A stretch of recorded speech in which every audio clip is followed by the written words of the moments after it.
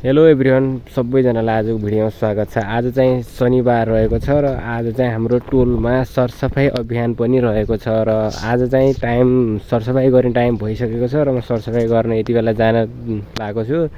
आज चाहिँ हाम्रो काम रहेको छ सडकको छेउमा भएको झारीहरू फाड्ने अनि त्यसलाई चाहिँ सङ्कलन गर्ने, जलाउने रहेको छ र अन्य दिनहरूमा अरू कुनै काम गरेका थियौँ हामीले, जस्तै चाउचाउ बिस्कुटका खोलहरू टिप्ने, जलाउने अनि त्यसलाई चाहिँ एक ठाउँमा सङ्कलन गर्ने, यस्तो यस्तो काम भएको थियो भने आज चाहिँ हाम्रो काम रहेको छ झाडी फार्ने र म यति बेला चाहिँ जान लागिरहेको छु झाडी फार्न।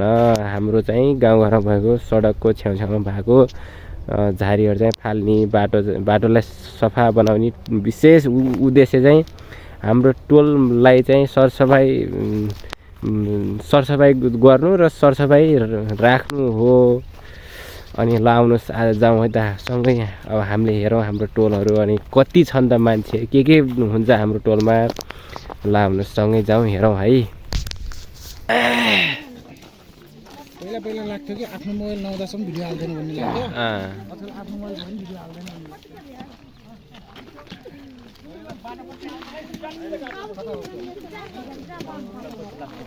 लेखिन्छ तपाईँ सबै तिनी फालै जाऊ ए जाऊ नौ गयो बिगो त छ न्यू भइया रे दिदी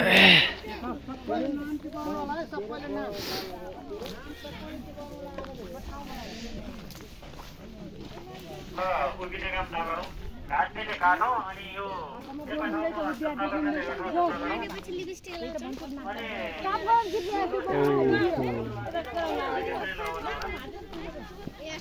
हाल्नु पर्ला क्या।